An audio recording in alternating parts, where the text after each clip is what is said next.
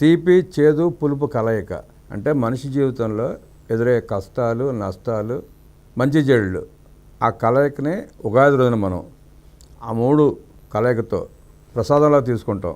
అంటే ఉగాది తెలుగువారికి సంవత్సరం మొదటి రోజు అవుతుంది. సంవత్సరం అప్పటి నుంచే మనకు ప్రారంభం అవుతుంది. ప్రపంచం అంతా జనవరి 1 ఎలా అట్టాసంగా చేసుకుంటారో తెలుగు ప్రజలు భక్తిభావంతో ఉగాది అలా చేసుకుంటాం మనం. ఆ ఉగాదిని అపహాసం చేస్తూ జగన్మోహన్ రెడ్డి కనీసం తెలుగు ప్రేక్షకులకి తెలుగు ప్రజలకి మన ధర్మం పట్ల ఉన్న గౌరవాన్ని కూడా ఆయన కాపాడలేకపోయాడు. పోనీ అలా అని చెప్పి మిగతా కార్యక్రమాలకు హాజరవ్వలేదంటే క్రిస్మస్కి హాజరయ్యాడు, చర్చిలో పాల్గొన్నాడు, దీవెనలు పొందాడు.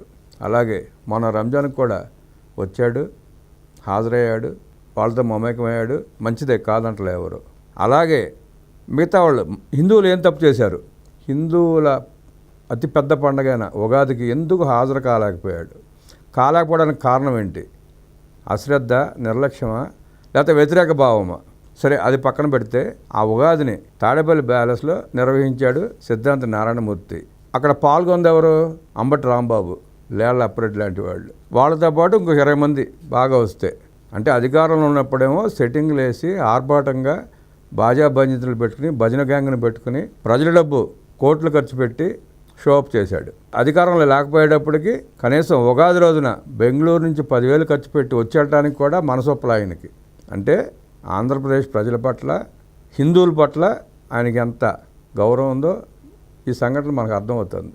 ఇక కేంద్ర కార్యాలయంలో ఉగాది అంటూ ఏదో కార్యక్రమాన్ని చేపట్టి అదేదో అపహాస్య కార్యక్రమంలో చేపట్టారు, అది వేరే సంగతి. ఇక్కడ ఆ సిద్ధాంతకర్త వెల్లడించింది ఏంటంటే ఓ స్త్రీ మూలంగా జగన్మోహన్ రెడ్డి ఇబ్బందులు ఎదుర్కొంటున్నాడని చెప్పి ఒక అభిప్రాయం వ్యక్తం చేశాడు. ఎవరా స్త్రీ?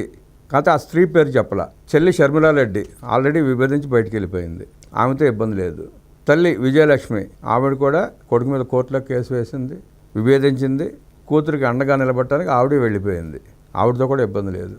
ఇక బాబాయ్ వివేకానంద రెడ్డి హత్య కేసు మూలంగా చెల్లి సునీతారెడ్డి గారు కూడా ఆయనతో విభేదించి బయటికి వెళ్ళిపోయింది. మాటలు లేవు, రాకపోకలు లేవు, మంచి చెడులు లేవు. ఇక మిగిలింది ఎవరు? స్త్రీ అంటే ఇక మిగిలింది ఎవరు? ఆయన ఇంట్లో మిగిలింది ఇక 3 స్త్రీలు. కట్టుకున్న భార్య భారతిరెడ్డి గారు, కన్నబిడ్డలు 2, ముగ్గురే మిగిలారు. ఆ ముగ్గురులో ఎవరితో ఆయనకి ప్రమాదం ఉంది, ఎవరి వల్ల ఆయనకి ఇబ్బందులు ఉన్నాయి, అది మాత్రం చెప్పాలి ఆ సిద్ధాంతకర్త. చెప్పాలి కదా. ఆయన సిద్ధాంతకర్త అయినప్పుడు అన్నీ అంత బాగా తెలిసినప్పుడు ఆ స్త్రీ పేరు చెప్తే జగన్మోహన్ రెడ్డి గారు జాగ్రత్త పడేవాడు కదా. ఎందుకు చెప్పాలి ఆ పేరు? సస్పెన్స్లో ఎందుకు పెట్టాడు? ఎందుకు జగన్మోహన్ రెడ్డిని అంత టెన్షన్లో పెట్టాడు ఆయన? ఆ సిద్ధాంతకర్తను అంబటి రాంబాబు తీసుకొచ్చినట్టున్నాడు, మరి ఎంతగా మాట్లాడాడో తెలియదు. సగం ఇచ్చి సగం ఎగ్గొట్టినట్టున్నాడు డబ్బులు. ఆ డబ్బులు పూర్తిగా ఇవ్వలేదన్న కోపంతో సస్పెన్స్లో పెట్టాడా? అయినా ఎవరు ఆ స్త్రీ? ఇప్పుడు రాష్ట్ర వ్యాప్తంగా సోషల్ మీడియాలో రాజకీయ వర్గాల్లో పెద్ద చర్చ అయింది. ఉగాది రోజున మంచి చెడుల గురించి మాట్లాడుకొని ప్రజలకు మంచి సందేశం ఇవ్వాల్సింది పోయి ఎవరు ఆ స్త్రీ పేరుతో జగన్ రెడ్డిని అయోమయానికి గందరగోళానికి గురి చేశాడు ఆ సిద్ధాంతకర్త. జగన్ జన్మ నక్షత్రం మిథున రాశితో సిద్ధాంతకర్త పంచాంగ పఠనం ప్రారంభించాడు. జగన్ జన్మ నక్షత్రం మిథున రాశి అవన్నీ ఆయనకు నమ్మకం లేదు. ఆయన పందా వేరు, ఆయన మతం వేరు, ఆయన భక్తి వేరు. హిందూ మతానికి హిందూ మతాచారాల ప్రకారం ఈ రాసులకి ఈ నక్షత్రాలతో సంబంధం ఉంది. ఆ సిద్ధాంతకర్త అయినా ఎలా అలా చదవగలుగుతాడు, ఎలా చెప్పగలుగుతాడు? పైగా తమ నాయకుడు జగన్ ముఖ్యమంత్రి అవుతాడని సిద్ధాంతి చెప్పడం గమనార్హం. ఇక్కడ ఎప్పుడు అవుతాడు? మొన్న కదా ఓడిపోయి 11 సీట్లతో కుదేలై బెంగళూరు జంప్ అయిపోయాడు ఆయన. సంవత్సరం కూడా ఇంక పూర్తి కాలేదు. మా నాయకుడు మళ్ళీ ముఖ్యమంత్రి అవుతాడని చెప్పి ఆ సిద్ధాంతకర్త ఎలా చెప్పాడో, ఆయన ఏ సిద్ధాంతం ప్రకారం చెప్పాడో, ఎక్కడ పంచాంగం నేర్చుకున్నాడో, ఆయన గురువు ఎవరికి తెలియదు. మనం కూడా ఎప్పుడు చూడాల, ఏ టీవీలో కనపడలా, ఏ పేపర్లో చెప్పలేదు, ఎక్కడ అసలు ఆయన గురించి వార్తలు కూడా లేవు. మరి ఆ సిద్ధాంతకర్త ఎక్కడి తీసుకొచ్చాడో అంబటి రాంబాబు తెలియాలి. ఇక ఈ ఏడాది రాజకీయ పూర్వ వైభవాన్ని దక్కించుకుంటాడని చెప్పాడు. పూర్వ వైభవం ఎలా దక్కుద్ది? ఒక పక్క చూస్తాంటే కార్పొరేషన్లు మున్సిపాలిటీలు మొత్తం ఎత్తిపోతున్నాయి. వాళ్ళ నాయకులే, వైఎస్ఆర్ కాంగ్రెస్ పార్టీ నాయకులే తిరగబడి బయటకు వచ్చేసి నీ నాయకత్వం మాకు చాలేవయ్యా, నువ్వు ఎలాగో బెంగళూరు పారిపోయావు, నీకు రాజకీయ పార్టీ నడిపే సత్తా నీకు లేదు, ఇప్పుడు దాకా మమ్మల్ని చాలా ఇబ్బంది పెట్టావు, నువ్వు స్థానిక సంస్థలకు నిధులు ఇవ్వకుండా నువ్వు దేనిగా వాడుకున్నావు, ఎంత తినేసావో మాకు తెలియదు, నీ సేవలు మాకు చాలు, నీ పార్టీ మాకు వద్దని చెప్పి బయటకు వచ్చి వాళ్ళు వైఎస్ఆర్ కాంగ్రెస్ పార్టీ చైర్మన్లు దింపి వీళ్ళు కొత్త చైర్మన్ ఎన్నుకుని అలా ముందుకెళ్తున్నారు వాళ్ళు. ఇంకా పూర్వ వైభవం ఎలా వస్తుంది జగన్ రెడ్డికి, అది అర్థం కాని పరిస్థితి. ఎందుకు చెప్పాడు అట్లా సిద్ధాంతకర్త? తెలిసి చెప్పాడా, తెలిగి చెప్పాడా, సోయుండి చెప్పాడా, సోయి లేకుండా చెప్పాడా? అది ఆ వైసీపీ కాంగ్రెస్ పార్టీ నాయకులు కూడా పెద్ద చర్చ అయింది వాళ్ళ. ఈ సంవత్సరం ఆరోగ్యం బాగానే ఉంటుందంట. ఆయన ఆరోగ్యానికి ఇబ్బంది ఏముంది? ఆరోగ్యరీత్యా జగన్ ఇబ్బంది పడుతున్నట్టు తెలుస్తోంది అంటాడు. ఈ సంవత్సరం ఆరోగ్యం బాగానే ఉంటుంది అంటాడు. అదేం మాటలు? ఓ పక్కేమో ఆరోగ్యం గురించి ఇబ్బంది పడుతున్నట్టు తెలుస్తోంది అంటున్నాడు, మరి ఈ సంవత్సరం ఆరోగ్యం బాగుంటుంది అంటున్నాడు. అంటే ఈయనకేంటి, అంబటి రాంబాబు ఏదో మా జగన్ రెడ్డి లండన్ మందులు తెచ్చుకుంటున్నాడు, ఆరోగ్యం బాగానే ఉంది, ఆరోగ్య సమస్యలు లేవు ఆయనకి అని చెప్తే ఇట్లా రెండు రకాలుగా చెప్పినట్టున్నాడు ఈయన. అంటే ఇప్పుడు దాకా ఆరోగ్యం బాగాలేదు, ఈ సంవత్సరం బాగుంటుంది అంటున్నాడంటే ఆ మందులు తెచ్చి వాడుకోవడం మూలంగా బాగుంటుంది అంటున్నాడా? ఏం అర్థం కాల. ఆయన ఆ వ్యాఖ్యలు ఎందుకు చేశాడో అర్థం కాలే ఎవరికి. అంబటి రాంబాబు కూడా అర్థం కాల. ఆయన కూడా అట్లా కళ్ళకు వచ్చి చూశాడు ఆ మాటలు చెప్పినప్పుడు. ఇక కుటుంబ రీత్యా కూడా ఇబ్బందులు తొలగిపోతాయని తెలిపాడు. ఒక పక్క ఏమో స్త్రీ వల్ల ఇబ్బందులు వస్తాయి అంటాడు, ఇంకో పక్క ఏమో కుటుంబ రీత్యా ఇబ్బందులు తొలగిపోతున్నాయి అంటాడు. ఇంకా కుటుంబ ఇబ్బందులు తొలగిపోయినప్పుడు ఇంక ఏ స్త్రీతో ఆయనకి ఇబ్బంది ఉంటుంది? అసలు ఆ వ్యాఖ్యలకి ఒకదానికి సంబంధం ఉందా? సంబంధం లేదు, అంతే కదా. నువ్వు నీ ఇంట్లో స్త్రీ మూలంగా నీకు ఇబ్బంది ఉంటుందని చెప్పి మళ్ళీ ఇబ్బందులు తొలగిపోతాయని చెప్పడం ఏంటి? ఇక బంధువుల్లో స్త్రీల వల్ల ఆయనకి ఇబ్బందులు అంటాడు. ఆ ఇబ్బందుల్ని నేర్పరితనంతో అధిగమించే అవకాశం ఉందంటాడు. అసలు లైన్కి అది ఆయన మాట్లాడే పదానికి ఒకదానికి అర్థం పర్థం లేదు. కుటుంబంలో స్త్రీ అంటాడు, బంధువుల్లో స్త్రీ అంటాడు. ఎవరు బంధువు అక్కడ?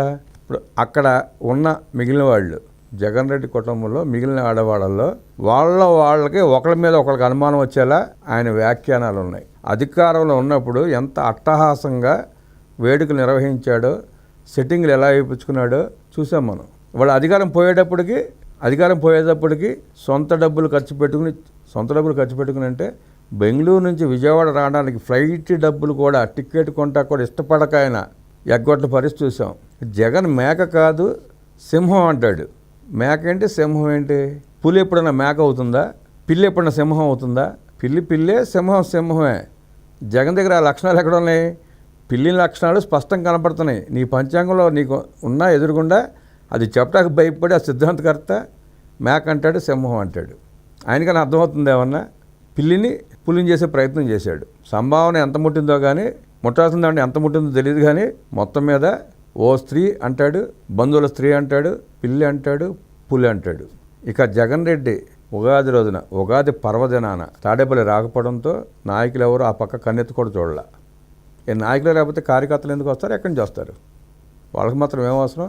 పార్టీ నడిపే అధ్యక్షుడికే గౌరవం లేకపోతే, ఆ ప్రజల మీద అభిమానం లేకపోతే, ఆ నాయకుడి మీద కార్యకర్తలకు కానీ నాయకులు కానీ ఎందుకు అభిమానం ఉంటుంది?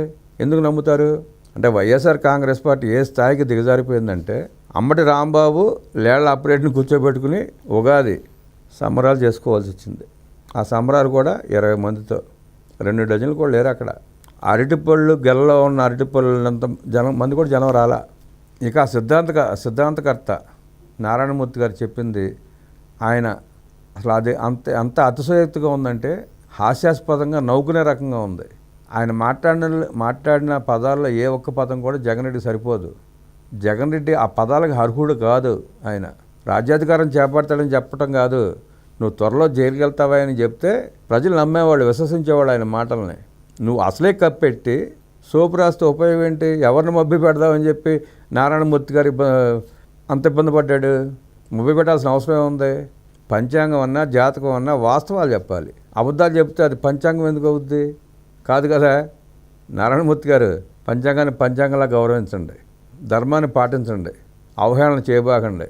మీకు నిజంగానే ఆంధ్రప్రదేశ్ ప్రజల పట్ల అభిమానం, నమ్మకం లేకపోతే అసలు ఉగాది జరపమని ఎవడడిగాడు మిమ్మల్ని? పంచాంగ శ్రవణం పెట్టమని చెప్పి ఎవరు అడగలేదు కదా. అడగని కార్యక్రమాలు చేసి అబాస్ పాలు అవటం ఎందుకు? ప్రజలతో తిట్లు తినటం ఎందుకు? ప్రజలారా చూశారుగా, జగన్మోహన్ రెడ్డి తాడేపల్లి ప్యాలెస్ పంచాంగ శ్రవణం ఎంత అద్భుతంగా జరిపించారో, ఎంత అపహాస్యం చేశారో. అది